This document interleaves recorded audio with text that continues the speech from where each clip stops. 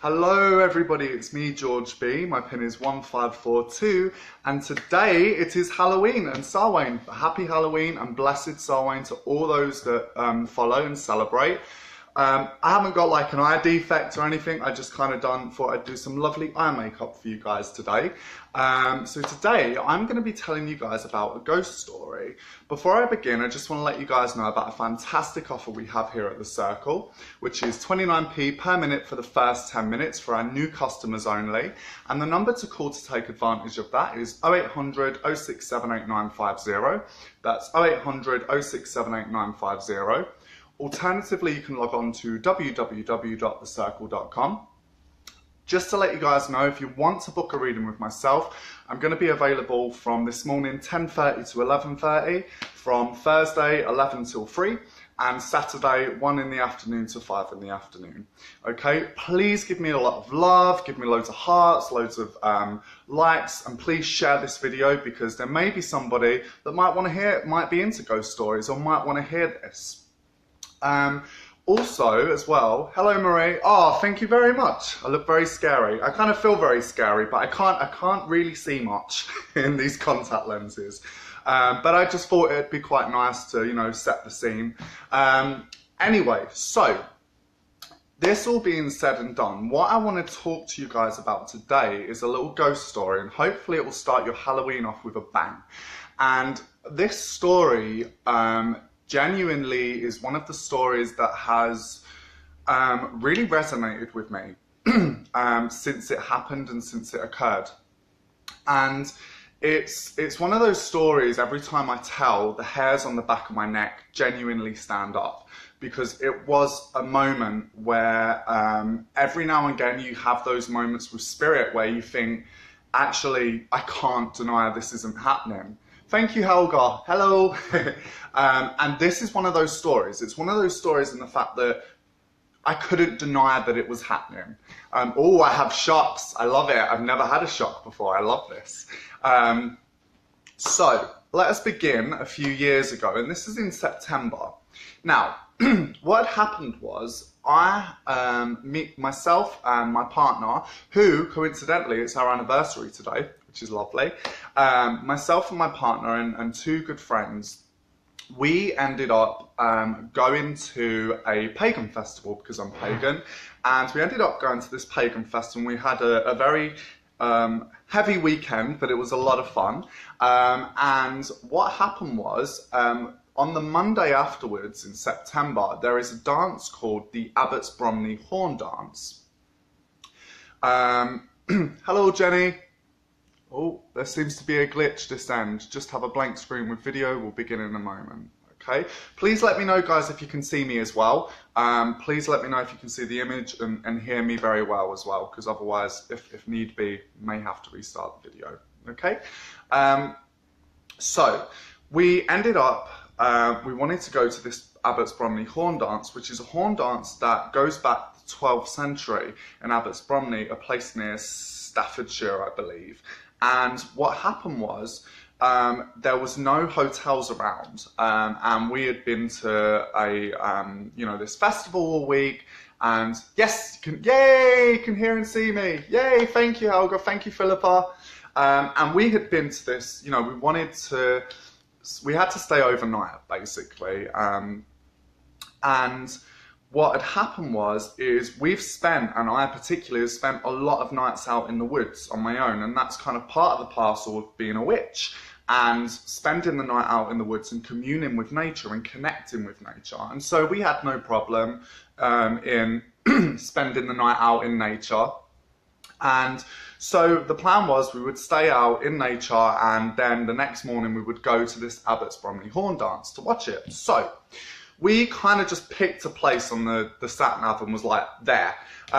This is the nearest woods to Abbots Bromley, to the village. And so we went to a place called Cannock Chase Woods. Here's where it gets interesting. So we was driving around, and it was getting darker and darker and darker. And I kept saying, guys, we have to find we have to get there in the daylight, because if we get there in the night time, we'll be disorientated. We don't really know the woods, and it's a new area, and you know, we kind of need to, it's better to pitch camp in the light. You know, years of camping and wild camping, I was like, we have to find it in the light. Anyway, driving around, and it got to the point it was about 7, 8 at night, and it was pitch black. It was absolutely dark. And we got out the car and started walking through these woods. And the only way I can describe it, you ever have that moment where you feel like there are a million eyes on you all at once, staring at you? And it was like we were surrounded, and I just felt multiple presences all around us. And the temperature dropped, it got darker, and the feeling literally was, get out. It was as if the spirits of that land were like, out, get out. We do not want you here, get out. And being fools, we kept walking. And as I was walking, I saw, physically, walking through the woods, large, white, hunched over creatures with long arms walking through the woods. And I was like, this is terrifying. It's still making the hairs go up on my arms. And I thought, don't say anything, because you can feed the fear. Other people start to go, oh, you know, and you're staying here for a night, so don't say anything. And then my friend Ash went, I keep seeing really large white figures with long arms walking through, and I was like, oh my God, this is terrifying. This is so frightening. So anyway, we pitched up camp, and we set our camps, and originally we was gonna sleep, Ash and my other friend in one tent, and me and my partner in our tent, but we were too scared. We just pitched one tent and stayed in that tent. We had a bottle of drink left over from the festival. I was like, nope, I'm not drinking. I'm staying clear-headed. I cannot sleep I cannot drink in this. Hello, Tracy. And so what had happened was, we sat there, and my mate Richard was sat there, and he was like, I keep getting the image of this girl, like a small child with black eyes, staring at me from the woods. And the feeling was just terrifying. Anyway, Richard then had problems with his, oh, it gets worse, Helga, it gets worse. Richard then had problems with indigestion, so it was like, I have to go back to the car and I have to get my indigestion tablets. And the whole time I was there, I was taking comfort in the fact that at any time we could go back to the car and that would be fine. Like, we could drive off and we would be safe, we would be fine. So he went, can someone come back with me? Because I'm terrified. So I went, yeah, of course. So we walked and we walked and we walked and we walked and we walked, and we was back at the campsite. We literally went round in a straight loop, and at that point I was like, okay, I'm quite frightened now. I'm quite terrified. And it felt like being fairy-led, as if, you know, wanting to go one place, but then there was this mirror that had been put over us, and we'd ended back at our site where we were. Thank you very much, Sarah.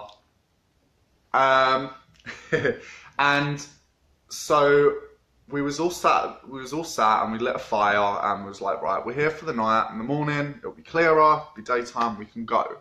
And in woods at night, I've spent nights out on my own at woods, doing, you know, witchy things, and felt very comfortable, felt very safe, but I felt threatened, directly threatened in this woods. And what had then happened was, I was like, right, I've had enough of this, I'm not having this. And I was like, I grabbed a bottle of whiskey. And because I'm a witch, being an animist, where you believe that everything has a spirit, every tree, every rock, every plant, every animal, every human, everything has essence, has a soul, has a spirit. I work with the genus loci, which means the spirits of place, which is the spirits of the land.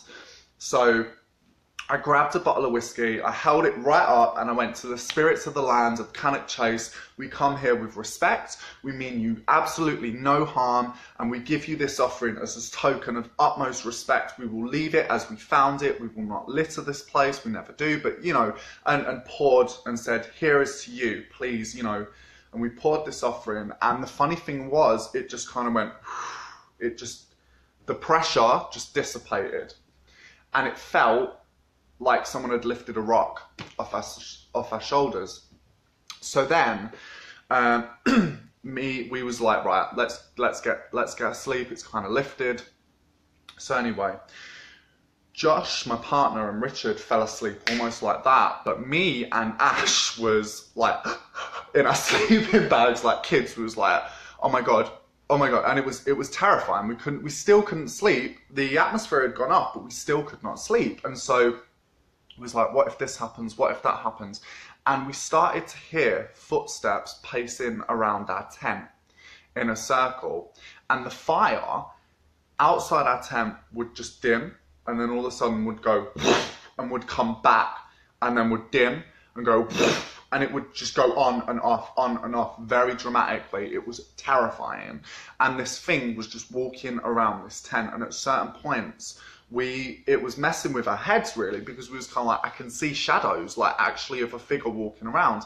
And even when we had to go like to the loo to go for a wee, I was like, right, you are coming out with me, you are going to stand there, and you know, I am terrified. So it was that frightening to the point where you felt like you couldn't even go out on your own.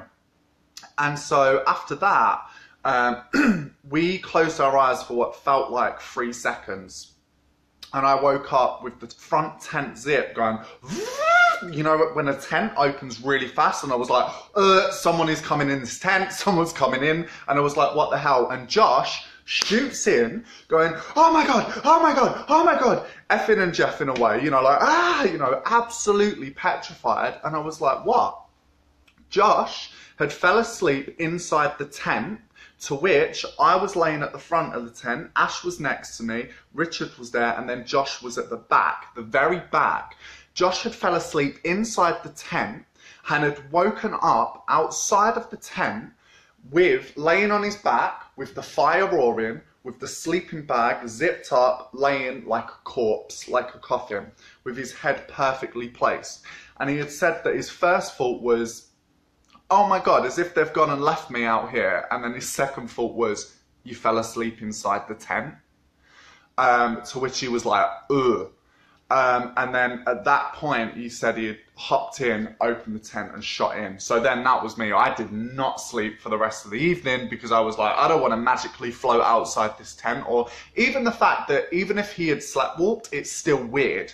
The fact that, because he doesn't sleep like that. He doesn't, with the sleeping bag zipped up shut. And he went to open the tent, and the tent was zipped shut when he had fell asleep inside the tent with 3 of us to the front of it. And that was terrifying. Now, the next day, we went on to Google, and I was like, right, we need to, can it Chase Woods? We need to get this down, see what's happened. Are there any murders? Are there any things happening? And the weirdest thing, nothing, absolutely nothing had happened. Nothing was put on Google, nothing like that. And then about a month later, I was sat there, and one of my friends, Ash, on Facebook had said, George Bolin, you won't believe this. And I was like, okay. And what was interesting was he tagged me in an article which said, black-eyed children return to haunt Cannock Chase Woods. And then I started doing some research, and then that was it. Murders, loads of murders, witches' covens, UFO sightings, UFO abductions, pig-headed men, ghosts, fairies, and it just all, werewolves, it all came out. It was literally as if the Addams family had this woods in their back garden, you know, and it was absolutely insane. And to this day, when I still think about it, the hairs on the back of my neck go up, and I get that walking over my grave feeling. So yes, that is my little ghost story. So please, if anybody has any ghost stories, if anybody has any clients have any experience with spirits that they may wish to share with our readers, please get in contact with us, because a lot of readers, not all readers, but a lot of readers have had interaction and have had collision with the spirit world, you know, and do regularly. I work with spirits, so if you are concerned that there may be things that go bump in the night in your house, or you're having weird, you know, moments and you need advice, we're also there for that. We're not just here to read for you. Some of us can offer advice in terms of the spirit world. I can, because it's an area that I work in. I'm a spirit worker, and that's part of what I do. So on that point, you know, watching this video, you'll be able to be like, oh, he kind of has some experience with the spirit world. And I could sit here and reel off a lot of other stories, you know, but there's not enough time of the day. So yes. Okay, we're having connection problems, everybody, but it's kind of just in time because I am going to love you all and leave you. Don't forget, my name is George B and my pin is 1542. It's 29p per minute for the first 10 minutes for our new customers only, and the first 10 customers to book a reading with myself after this video will receive a free tote bag from the circle. To take advantage of this offer, call 0800 067 8950. That's 0800 067 8950. Alternatively, you can log on to www.thecircle.com. Please like and share this video because, you know what, it'll be fun. It'll wake people up with a bit of a fright, you know, starting the Halloween morning with a ghost story. So please, don't forget to like and share this. And yes, I'll be rotated on from 10:30 to 11:30, Thursday 11 till 3, and Saturday 1 till 5. And please feel free, lovely people. Thank you so much for commenting. I have read all your comments. Please, if anyone wants to share, and like Helga has a story from way back when, if anybody wants to share a ghost story, you know, on here, feel free, write it down because I'd be really interested to see. So over and out, peace, happy Halloween, and a very blessed Samhain.